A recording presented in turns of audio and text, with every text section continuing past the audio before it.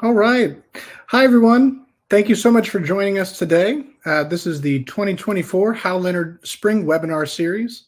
My name is Chase Banks, and I'm on the Hal Leonard Education team. I'm also joined today by another education team member, Gabe Michelli. We'll both be here behind the scenes today. And if you have any questions during the webinar, feel free to ask those in the Q&A section. It should be on the right of your screen. And Gabe and I will be happy to jump in and help. You can also post any questions there for our clinician, and we'll try to either address those in the moment, or if anything, we'll have some time at the end for extra questions. We're first off so excited to have you all here with us this year. Our theme for this year's webinars is creativity in the classroom, and this session specifically, how to incorporate composition and notation tools into your ensembles. So before we jump into the session, I want to take a moment to thank our main sponsor for this year's event, Sheet Music Plus. They have graciously provided some giveaways for the event, as well as a 10% coupon for everyone that attends this year. So that's really awesome. For all of our just attendees, that coupon will come to you in an email afterwards. But to get it kicked off, we're going to do a giveaway right now for a $100 gift card to Sheet Music Plus. So I'm going to pull up our giveaway tool real quick here. Let's see. And let's give this a spin.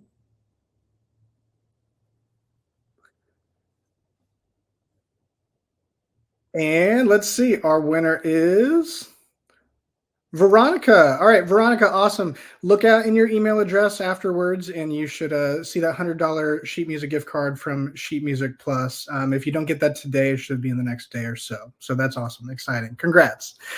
All right, well, we'll have two other giveaways during today's session. We'll have one in the middle, but we also have a special giveaway at the end for a gift card, as well as some MI or music instrument gear from Hal Leonard. Today, I think we're giving away an audio interface as well as a Sheet Music Plus gift card. So be sure to stick around to the end so you have a chance at winning that. Without further ado, I'll take a second to introduce our clinician for this session. So she is a music educator, a speaker, and a writer, an advocate for student voice in the music classroom, and helping teachers transform their classrooms to be student-centered learning environments. She's the author of Empowering Ensembles with Technology and the co-author of Pass the Baton, Empowering All Music Students. Our clinician for today is Theresa Hoover. Theresa, thank you so much for being here. Oh, thank you so much for having me. This is exciting, and as you know, a topic that I'm very passionate about. Awesome. Well, the floor is yours. All right. Okay, so let's get this screen shared and get started. So thank you everyone for being here. Again, my name's Theresa Hoover. I have been doing work with Noteflight for the last several years, and I really enjoy thinking about it as a composition tool that can enhance what we're already doing in the classroom. I come from an ensemble background personally. I've taught a lot of elementary, middle school band, though a bit of everything else as well. So I think any way that we can consider composition to help reinforce the skills and the concepts that the students are learning in the repertoire that they're performing, the better. And composition creating itself is also one strand of the National Core Art Standards. So my goal for today is to share some specific techniques that you can use in the classroom, thinking about composition, as well as how you're going to set that up and get started within a platform like Noteflight. So I hope that you are ready to get some ideas that you can hopefully use in your classroom very soon. So the first thing, especially if your students have never done any kind of composition or music writing in the past, one of the ways that I really like to start is simply by having students copy an existing melody. Okay. So let's kind of walk through what that might look like. One of the first things you do is create a new score. And this is something that either you would do as the teacher and set that up, or you'd have the students do. And for now, we'll just start with the treble clef staff. What I usually tell students to do first is change the part to match their instrument or voice. So if we'll go over to the parts menu, I'm going to change piano. We'll change this to violin. So I've selected violin.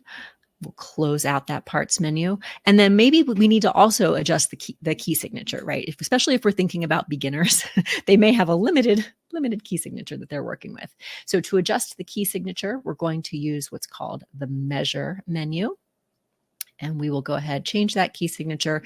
Let's think beginning violins. We're going to go to the key of D major.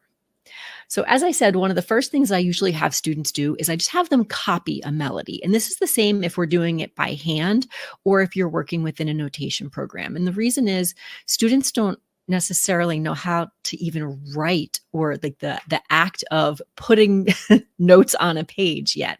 So if we can copy something that helps them learn, like, okay, this is what the quarter note looks like, or in the case of using a tool like Noteflight, this is how this platform works. So I would probably first explain to the students how to change the part, how to change the key signature if necessary. I'll also point out the tuning fork here is how we can adjust concert pitch if needed, depending on what instrument we're talking about. And then I would tell the students just very basically, like, here's how you enter some notation. I'd show them the real basics. I call it the point and click method. You start by just pointing to the measure, clicking to add that sound. Now, you probably also could hear that sound that just played, that D. You may have heard a slight delay. I apologize. That's just because of the webinar platform. So hopefully that won't confuse you too much today. If you were doing this in real time with me, you would hear the note played immediately. So I apologize for a delay. So I'm going to go through and just kind of pretend like I am entering the notation for Twinkle, Twinkle, Little Star. Just point and then click. After students are somewhat comfortable with that point and click method, then I might suggest, hey, you could be a little more efficient if you tried using your computer keyboard to do this.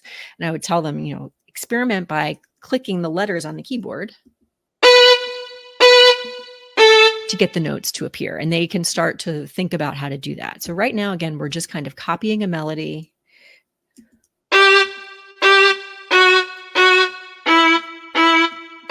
Pretty simple. So it's getting them used to it. If it's a melody, you could do something from your method book. You could do something that's from a piece of repertoire. Maybe there's one consistent melody in the repertoire that you're using that you could say, okay, everybody put 8 measures of this particular melody, or even just say your favorite 8 measures. Everyone doesn't have to do the same thing. Get them used to the program and get them kind of thinking about, this is how I do various things. As the students are going through, they might come upon something that they don't know how to do. Like maybe there are slurs in the melody and they don't know how to do that. So you could tell students and say, okay, here's how you find that. And you would say, you go over to the palettes menu and you'd find your articulations. Another way to do it, and this is what I really recommend to kind of get students working independently, is tell them to go up to the guide and search for whatever they're looking for. So in this case, I would go for slur, and it tells me it's in the articulation menu. And it even tells me that the keyboard shortcut for this is S. Okay. So I get my students using this guide as soon as possible because I don't want them coming to me for every single question. I want them to be thinking about how they can do it on their own. So let's add that slur. There we go. So again, first step, have them just copy the melody. Once they can do that pretty comfortably, that's when you can start having a lot more fun with it. You say, okay, so here's this melody.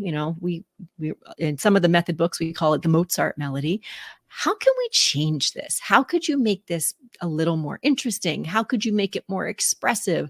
How could you compose a variation? So you start asking those questions of students.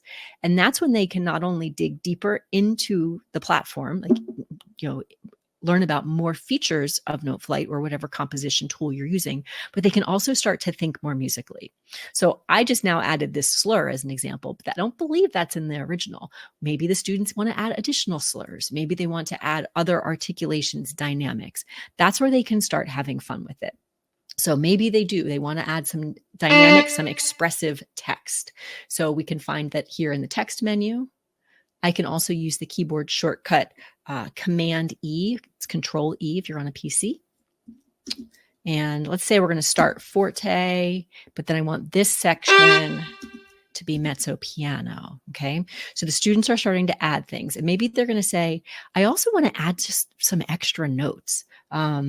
Maybe they want it to make this an 8th note and make that an 8th note.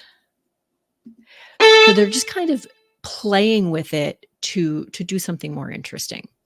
But you're doing it within the confines that something already exists. So you're not asking students to just out of the blue create something new. They're working with a melody.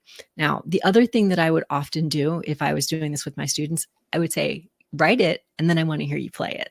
So I would encourage them to play or sing whatever it is they wrote, because that's part of being a musician too, right? We play our instruments, we sing, we compose, we create all of that.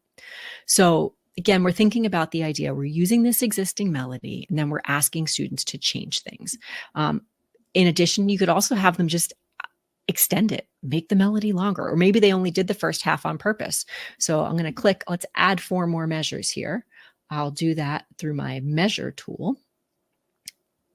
Add measure, let's do, okay, so now I've got 4 more measures, and there's all kinds of things I could do, right? Some students, if you tell them to finish the melody, they might just write the same thing that already exists, but some of them will try to be a bit more creative. So they could do, oops, I want that to be up an octave. So I'm just going to go Command up arrow. That brings it up the octave. And let's see what else we can do.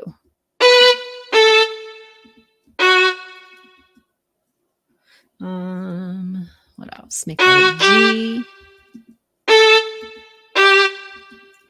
Right? So they can have this opportunity to do something and just see what it'll sound like. So if the student does want to hear the whole thing in its entirety, they would just go up to the beginning, click the play button.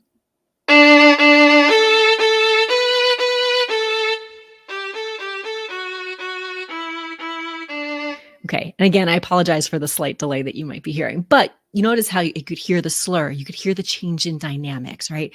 So it's giving the student the opportunity to hear what they've created. And then, as I said, as the teacher, I would probably also encourage them to play it or to sing it, because I think that's a fun part of being a musician. So this is just kind of one example. But I'm going to, let's get out of here. I'm going to save this. We'll just call this a test. We're going to have probably lots of tests today. That's okay. And I want to show you how you would set this up as an assignment for students. So again, you could just have them do what we did. So we'll go back to the beginning. You could just have them go to create and then have a new score and go through the same process that we did. That works. However, you might want to make it an assignment, meaning it would be something that you would give to the student, and then you would be able to easily see and assess and all of that. So in that case, you would start with a blank score. And what I would do is I would probably just give it a title. Maybe we'll call this Copy a Melody.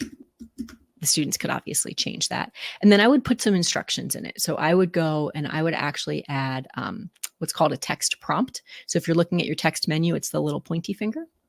I would ask it to add a text prompt, and I would say, copy your favorite melody from Essential Elements book. Okay. First, change it to your instrument using the parts menu. And then second, adjust the key signature if needed. Okay. And I would give them any instructions that I want to give them. We could go on and on and on, but you don't need to see me type. So I would do all of that, save it. And once I've saved, the next step is just to share it with the students. So I go to share.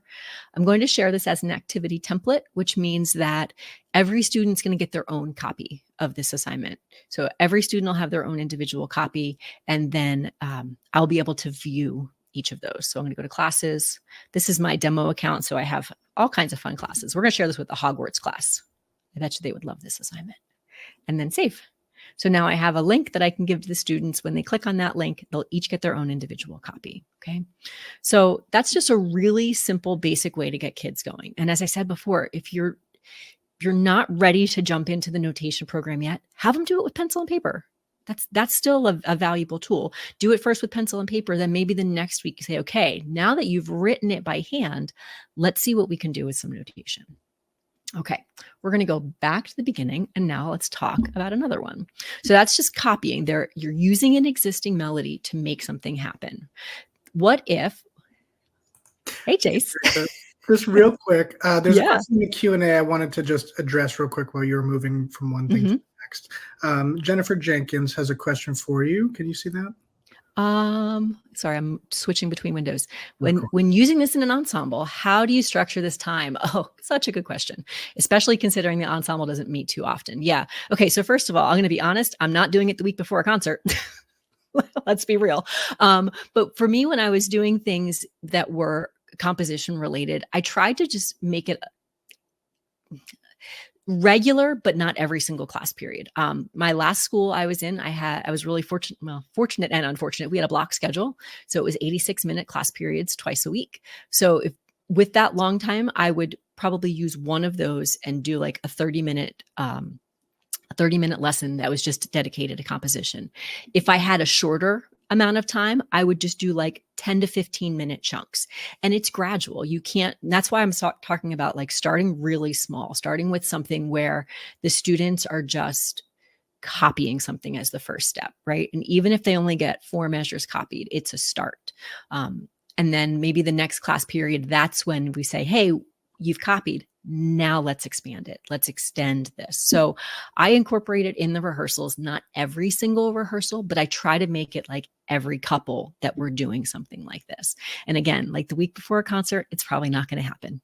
Maybe it is. Maybe my group is ready to go and we can spend the time, but that's not always the case. So that's a really good question though. Thank you for asking it, because time is something that none of us have enough of ever. So let's keep going. I want to share some other things, and we're going to keep that time thing in our mind as like, when are we doing this? So after they've copied, they're kind of used to using the program, they're used to writing music, things like that. Then we're going to think about, okay, let's get them composing. So another activity that I really like doing with my students, that I kind of just call it building a melody. And again, we're scaffolding this process because sometimes if we just say, hey, write something, it's a bit scary. The students don't know quite where to go with it. So sometimes what I'll do is I will provide a rhythm for them. I'll think about like, what are the rhythmic things that we're working on in class? And then I'll provide that rhythm and say, use this rhythm to turn it into a melody. So for example, let's go here. Maybe we're working on quarter notes and eighth notes. So I'm going to go and just make my little quarter note, eighth note rhythm. And by the way, I'm using my computer keyboard for this, and I'm changing the note value using the bracket keys that are next to the letter P. So I'm using those 2 brackets. The one on the right makes the note longer. The one on the left makes it shorter. So I'm just entering this with my computer keyboard because I want to be fast and efficient.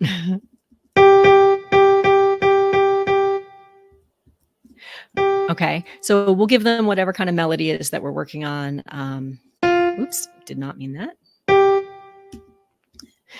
So I'll give them the rhythm. I give them this rhythm. I say, okay, here's the rhythm. And what I want you to do now is I want you to create a melody from it. And I'll suggest, if depending on what's going on, I might suggest that they go stepwise. If we're learning about things that like steps and skips, I might tell them to use a combination of steps and skips, depends on what we're learning, but I'll provide this rhythm and then encourage them to change it. And what's nice for the students is for them to change things.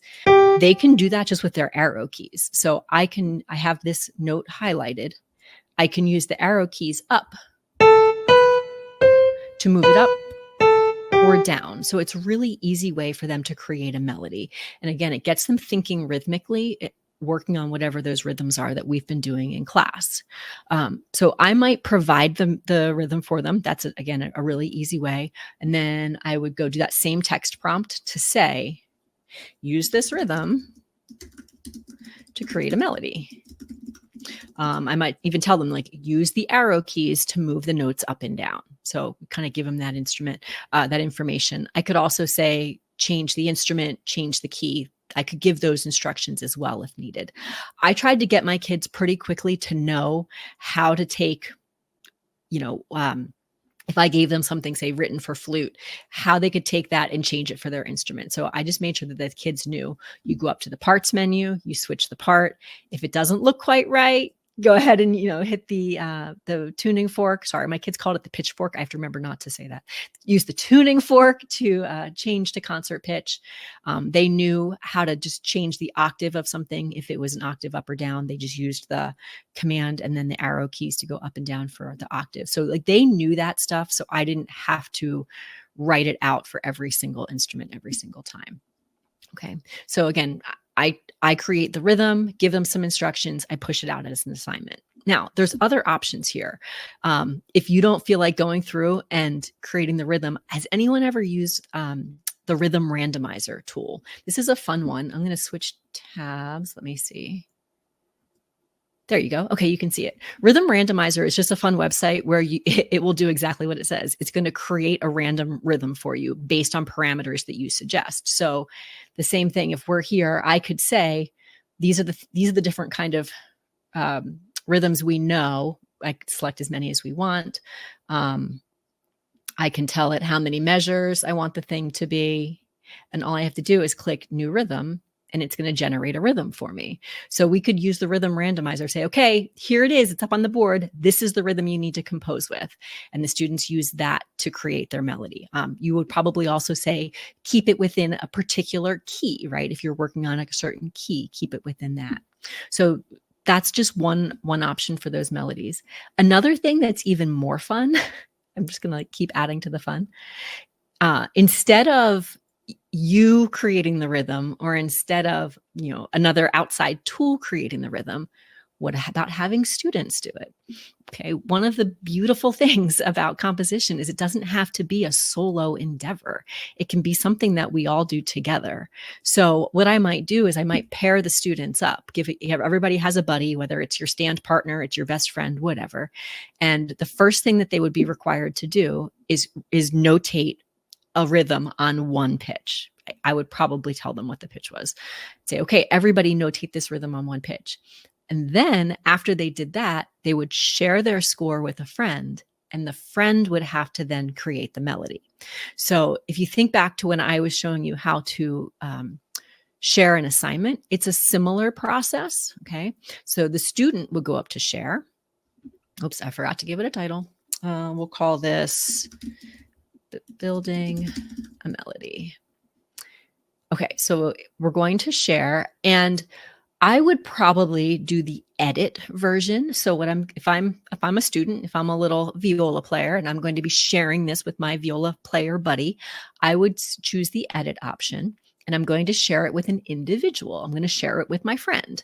So for a student to share this with their friend, all they have to do is type in their friend's Noteflight username. And this is something that, as you're using Noteflight Learn, you would have set up.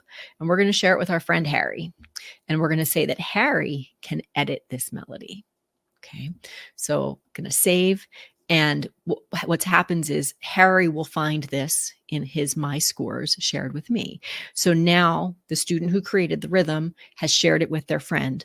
Now the friend can go through and make the melody. Okay, so we've made this a collaborative experience. The two kids swap parts. One made rhythm, one made melody. They swap, and now they're having a chance to work with what their friend made, which is a lot of fun. And as I said, it's quite easy, especially if you're using something like Noteflight Learn, because you can just have the kids share. If you're using pencil and paper, it's a similar process, right? One student would write out the rhythm, pass the paper over to their friend. I would probably say on the staff below, that's when the friend would notate the melody. So they're working together to do this, but yet no one has a really heavy lift that it's going to be something that's hard to manage. All right. So the last way you can do this, if you really want to make your life easy, if you go over to the music portion of the platform and scroll down to composition exercises and go to basic composition number 1. This is again, really making your life easy. There's an example already there. So you could take this. All you would have to do is create an editable copy. It's going to copy this to your editor. Let's see. Can you see it? Yep, there it is. And now you would do the same process we did before. Change anything you want to change, share it out to the students, and they're ready to go. So if I was doing this with my band kids, the first thing I would do is go up to parts. Well, actually, we can leave it on piano, but I would definitely transpose it, because as much as my beginning band kids were wonderful, playing in the concert G wasn't happening. I would just go to the transpose button. We're going to go up a minor third, and ta-da, there it is. So then I would push this out as an assignment to the kids. Okay. So again, that was just in the content library. So to show you how to find that, if I go back to the beginning, this is my homepage, and this music, click there. That's where you can find those, plus a whole bunch of other composition exercises as well. You can also access it from the 3 lines and going to music that way. Okay, so we've had two different things. We talked about how students can start by copying a melody, then making some changes there. Talked about starting with just rhythm and then encouraging students to create a melody from that rhythm. Okay. And then also how that you can collaborate with that. And the collaboration stuff, I don't know, I love it. I think that music is beautiful in how collaborative it can be. So we should try to capitalize on that as much as possible. Hey, Chase. Oh, can't hear you. Hi, Theresa. Perfect. Hey, I just wanted to pop in for just a second. We have another giveaway from Sheet Music Plus to do, just real quick. Awesome. So let's go ahead and give this a go. We have a giveaway for a $100 Sheet Music Plus gift card. So let me launch our tool here. All the drummers in the audience are giving me a drum roll. And Faith, awesome. Congratulations, Faith. So for anyone that wins a giveaway with us throughout any of our webinars, just look out in your email over the next couple days. We'll get those to you here soon. So congratulations, Faith. And Theresa, back over to you. All right. Sounds good. Yeah. Congratulations to the winners so far. Pretty exciting. All right. So we were talking about collaboration, right? Building on what students can do. This is another kind of simple one. So if the students are feeling more comfortable composing, right? Maybe you've given them some activities where you said, okay, now it's your turn to create a melody. Think about how kids can work together in this. A real easy way is if you're talking about like question and answer type things, or talking about musical phrases, right? So if they're going to be, you have one student who's going to create the A part of the melody, one student, or not A part, I guess, well, the first half of the phrase, another student would complete the phrase. And that can be a really fun way for them to do it. If I was doing an assignment like that, where I was specifically wanting one student to create the first half, one to create the second half, what I would do is I'd probably get the measures in there already. I would probably suggest how many measures it should be, although I'll be honest, for anybody who knows me, I'm often pretty loose with that stuff. If a student says to me, but I really want to make it 8 measures instead, I'm not going to say no. But I'll usually suggest things just to help them get off in the right track. So if I want one kid to do the first 8, the second kid to do the second 8, 1, 2, 3, 4, 5, 6, got them. I would probably put all of them in there, and I would put them in 2 different systems. So I'm clicking on these to highlight the second set of 4 measures. I'm going to go to my layout menu, and I'm just going to create a system out of that. So now I have 2 separate systems, and I can even say, I'll go up to here, use some performance text to say this is student 1, and then this is student 2. Now, again, the first kid could write something, and they could decide, hey, I really want to add more. And then they might go through and they might add a couple extra measures. Again, it's fine, but giving them that template I find helps, because it just gives them a starting place and a place to go.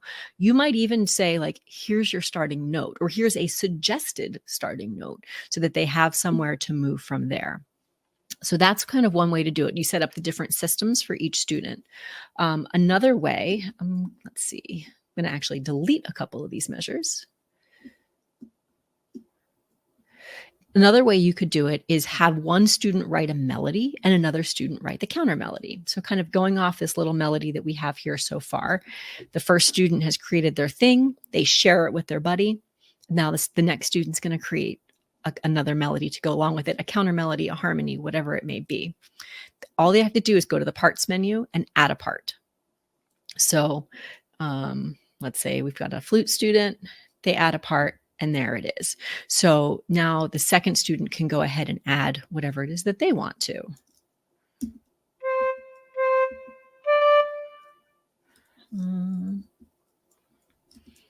It's funny how hard it is to type when you can't see your keyboard. Okay, they go back, they listen to it. Let's see what it sounds like. Hit the play button. They might go, I wonder why that sounds so bad. Oh, look, the C's against the D's might not have been the best idea, right? And they can go back and they can adjust it. You have students who are working together. Then you say, okay, great. You've composed your melody. Let's hear you play it now. So they have the opportunity to go through and play whatever it is they're doing. So again, you can do this where one student composes the first half, the other student composes the second half, or one does melody, one does harmony, however you want, and just kind of show them those basic tools. Show them this is how you add a part.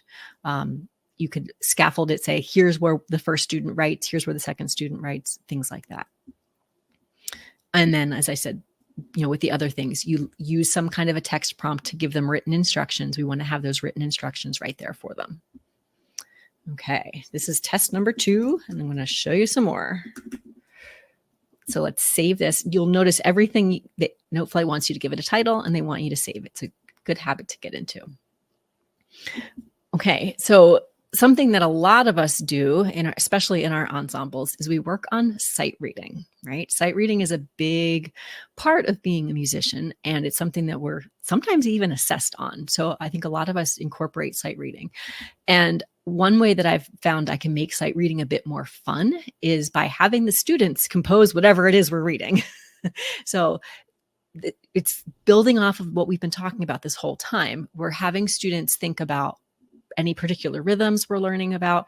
They're thinking about different keys, different notes, pitches, things like that. And also they're thinking about different expressive elements. So if I were to be creating an assignment where I wanted students to write a sight reading excerpt, I would say, here are the parameters.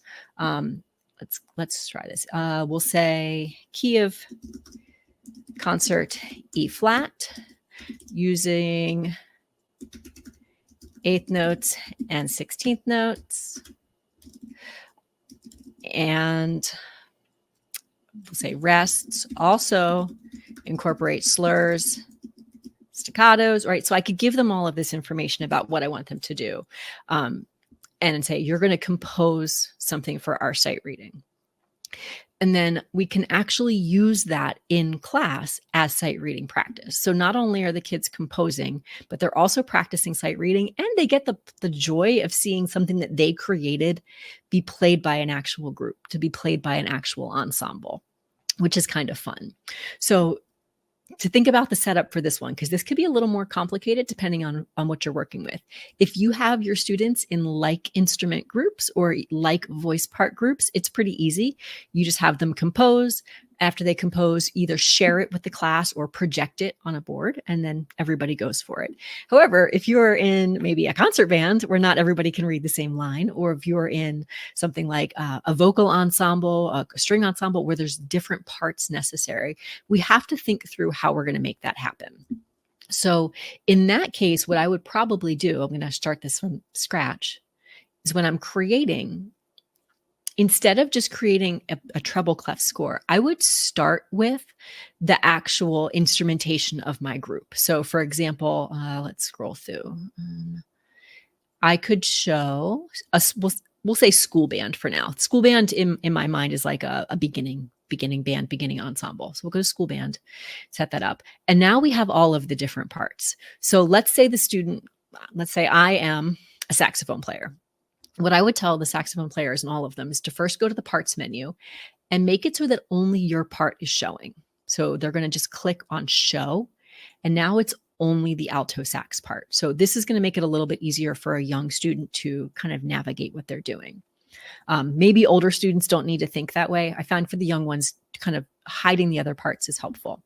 Now, if you remember when we were looking at that score, everything was in the same key. So everything is going to be is showing in concert pitch. So we're going to hit that little tuning fork to bring it back into the appropriate key. And actually, let's go ahead and just transpose this whole thing. Well, we won't transpose it now because that'll mess up the other things. I should have transposed it first, but you get the point. So I would have the saxophone player create that melody. Let's see, what should we do here?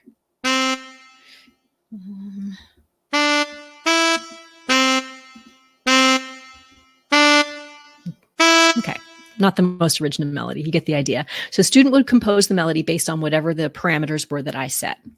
Once that's done, I would probably check it just because I would probably take a peek and say, okay, yes, that's good. Now let's go on to the next step. The next step either you could do or the student could do. It depends on how advanced your kiddos are. So now we have the melody. The other parts are there. So we would show the other parts. At this point, all I have to do is copy and paste. So again, you could teach this step to your students or just do it yourself. It's up to you. So you're going to copy what's there.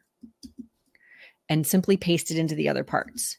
All right, so you look at the flute part and say, well, that's too low. Command up arrow, that brings it to more playable key, okay? Paste it here, that works. Trumpet works. Low brass, probably not. Bring that down. Tuba, same thing, probably not. Bring that down. So it was really just a matter of copy and paste and then change the octaves as needed. Pretty simple. So now that we have a student composed melody, it's been transposed into each key that the other kids need. Now we can use this. This can be our sight reading activity. So I go up to share. Of course, it needs a title. And at this point, if I was sharing it with students, I would share this with a class, but I would say that it's a view only because I don't want anybody else editing it. I just want them to be able to see it. So I could share this with the students as view. They would be able to find it in their scores and we could all play. Now, that's if I have devices that the students can read off of like during rehearsal, right? If I don't have that, then this is going up on my board. I'm going to project this at the front of the room and that's how we're going to move through it. So again, if you're thinking like, okay, how did this work? We gave them a template. Encourage the student to look only at their part. So from the parts menu, I kind of turned off everything else. Student wrote the melody, we copied and pasted, and now we had an entire thing ready to go.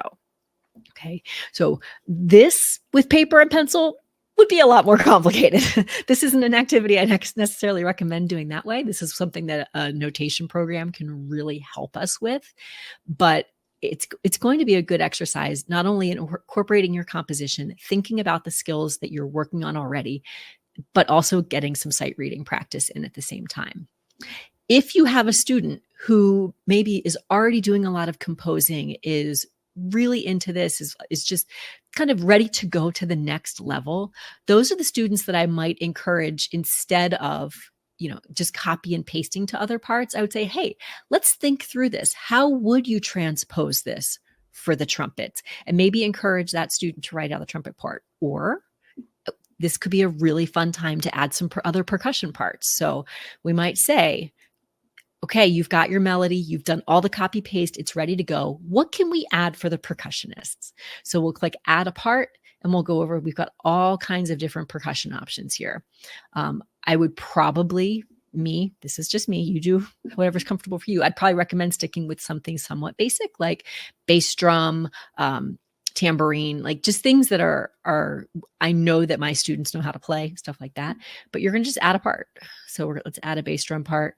And now we're going to say, okay, what could you add for the bass drum that would really make this even more exciting? So you can have them add percussion parts.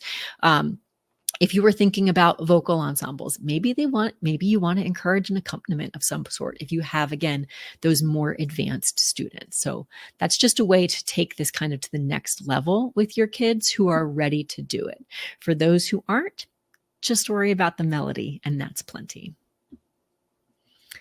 Okay, I'm going to save. All right, I have, it looks like one more that I want to demonstrate, one more idea. And this is going to be, again, a little bit more advanced, but depending on what you're doing in the classroom with the students, they might really enjoy it. So in the last example, we were talking about just simply writing something for sight reading purposes. Another way you could do that is to also think about chords. Okay. Now don't run away. This is very, very doable. In fact, I know many teachers who talk to their ensembles about chords and they think about like, what can we do with these? So this is not just something for those who might be involved in jazz band or play piano. Anybody can think through different chords and chord structures. So you would start off by having another template where there are chords. Okay. So let's go here. I'm just going to build a C chord. Bring it down an octave. By the way, to stack notes for chords, I'm going to highlight the note that I'm on. So I'm highlighting that C. I'm going to click the shift key, and then I'm going to click the letter E, and that's going to add that on top. Now I'm going to do the same thing, G. Now I also want to make this a whole note, so I'm going to use my bracket keys. There we go. So now I've got a C chord. In the second measure, let's make this a 4 chord. Same thing. We're going to make that a whole note. Back over here. Oops, did not mean that. There we go. You can probably see where we're going now. We're just going to do a nice simple 1, 4, 1, 5. And again, just to make them whole notes, all I'm doing is using those bracket keys. And then for the last one, I'm going to make my life easy. Simply copy and paste. All right, so there I have very, very basic chord structure. We can listen to it. Okay, I won't make you hear the whole thing. I'm sure you know what that sounds like. So maybe I've talked to students about the fact that here's what a major chord is. A major chord is made up of 3 notes. There are triads. We have a major triad, minor triad, and we'll talk about how some notes will sound really good sustained within that chord, whereas other notes may work better as like moving notes or passing tones. We maybe have had these conversations about what the role of chords are in composition. So I would give them this template. Here are these chords and say, I want you to create a melody that accompanies them. So from here, the students would need to go and they would need to add a part. Okay. So let's add our flute part. Ideally, we want the flute part to be on the top. So I'll just move that up. So now the students can see the chords and they can think, okay, here's what I have to do. Now, if this was an actual flute player, maybe my flute players are going to be a little confused by those low notes. That's simple just to pop them up. So now the flutes can see exactly what they're working with. So I'm encouraging students now to write a melody that goes on top of these chords. So I would probably push it out just like this with a little text prompt that says, write a melody that goes along with the chords. Listen to your composition to see how it sounds. Make adjustments as necessary, the whole thing. And then also finally encouraging them to play or sing what it is that they've written. So the students can go ahead and compose.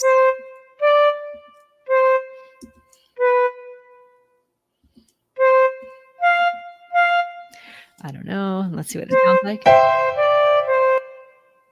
Right? So they can go ahead and they can listen to it and they can hear what it is that they've created. So it's a nice way to get your kids thinking about chords, but also to get them thinking about melodies and how they function within a chord structure. I use just a very simple 1, 4, 1, 1, 5, 1 progression.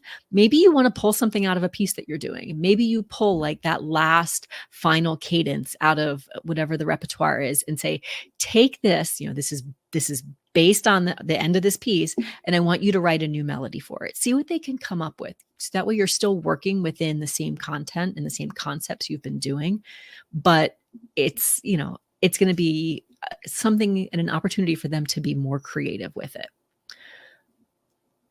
Just like the rhythm one, where I showed you a way that you can kind of, I don't want to say cheat. It's not cheating, but you can make your life even easier. Back over in this music library, and you would scroll down to composition exercises. There are a couple of these built in. Let's see. I think this is the one I'm looking for. Oh, nope, wrong one. Sorry. Pretend you didn't see that. Not melodies and chords. It is, here we go. Chord tone melodies is what it's called. And it has kind of the same idea. So it gives you the piano part, the chords, and then with this particular one, it suggests here's a rhythm you might want to use, and now go through and make those adjustments yourself, make the melody adjustments to make it interesting. So there are some of these that you'll be able to find right here in this composition library that can be helpful for you. Okay, so before we kind of get to the end, I want to go back to my scores because there's a few things to show you. First of all, if we were doing that last chord one, I'm remembering that I forgot one thing I wanted to mention. If you do want to talk to your students about chord symbols, they're really easy to add. Or at the same time, if you want the kids to add the chord symbols, they're really easy. So you're going to do that in the text menu. So first I start by selecting the first chord, and I go up here to the text menu, and it looks like a chord symbol. So you just click on that, and then you can go through and you can write in chord symbols. So I could just put C, and then I hit the space bar. Tab, and it takes me to the next one automatically. F, tab, to the next one. I could also be putting the Roman numerals here if I prefer. It's really up to you, but it's very easy to add those chord symbols. Okay.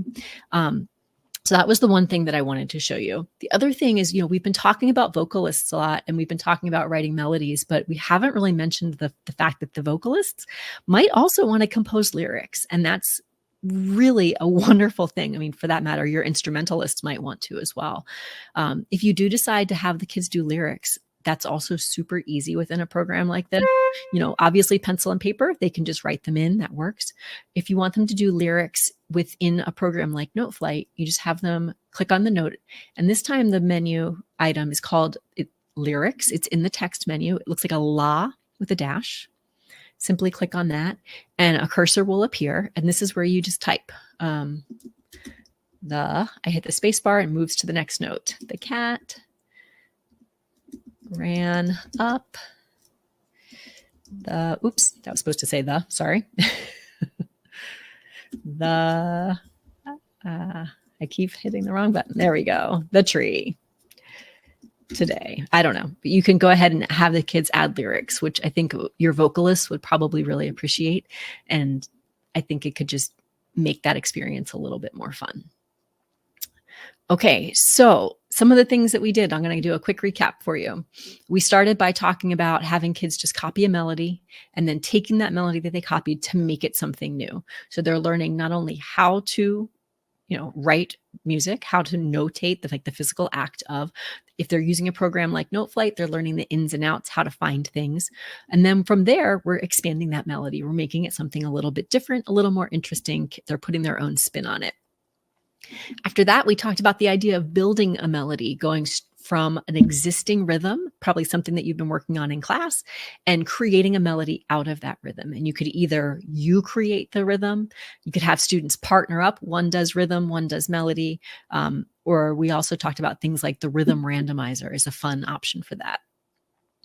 To kind of build on the collaboration idea, think about how you could have students, again, partner. Maybe one writes the first half of the melody, the other one writes the second half. One writes the question part of the phrase, one writes the answer part of the phrase.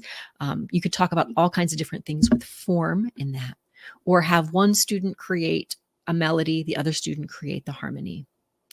Going off of that, think about sight reading, right? Sight reading is something that almost all of us do in our ensembles. How could you get the students to write the sight reading excerpts and then use those to practice your sight reading in class? Not only is it good exercise just in creativity and creating, but it's also going to make the kids feel good. They're going to enjoy having what they wrote played for everyone else. You will probably have some kids who write things that are a little bit trickier than maybe you wanted. That's okay. I think it's still really a good exercise and a lot of fun for them. And then finally, think about how you can incorporate chords, right? Chords are such a big part of what we do in music, but we don't always talk to, especially our instrumentalists and our vocalists, we don't talk about their function. So how could you do a very basic chord exercise saying, hey, this is a C chord. Here are the 3 notes. Let's think about what a melody might sound like within that. So you can use chord progressions that are just, simple and common, or you could find something from your repertoire and incorporate that in what you're doing. Okay. So composition it's great. It's a good way to get students thinking outside of the performance mindset. It's really going to enhance what you're already doing. I know it takes time. We talked about that a little while ago, but I found in my classroom, it really is worthwhile and it'll spark things. You'll start to notice that kids are being creative and they're taking those little risks more often because you've provided the space for that to happen. So hey, Chase, how are we doing? Hey, Theresa. Awesome. Wonderful session. Thank you again. That has been so great. I just wanted to see if you had any closing remarks. I've got a few things to share with the group, but yeah, anything else to close us out? I think my biggest thing is just try it. Try something, set aside a little bit of time. If you have to wait till after your concert, we understand, but just try it and see what happens. Start small. And, Chase, I've always said this, I'm always available to talk to people too, if they want to chat and they want to, brainstorm ideas. That's a lot of fun. So it looks like you and Gabe have done an incredible job in the Q&A. So thank you for that. I appreciate it. Yeah, of course. Yeah. And anyone, this is the great time right now. If you have any remaining questions for Theresa, go ahead and pop those into the Q&A section right now. And Gabe and I will do our best to address those. So go ahead. You can take a moment now and do that. Otherwise, I've got a few things to share with the group. Generally speaking, just thank you everyone who attended this evening, this afternoon, depending on where you are. Thanks for joining us for Hal Leonard's 2024 Spring Webinar Series.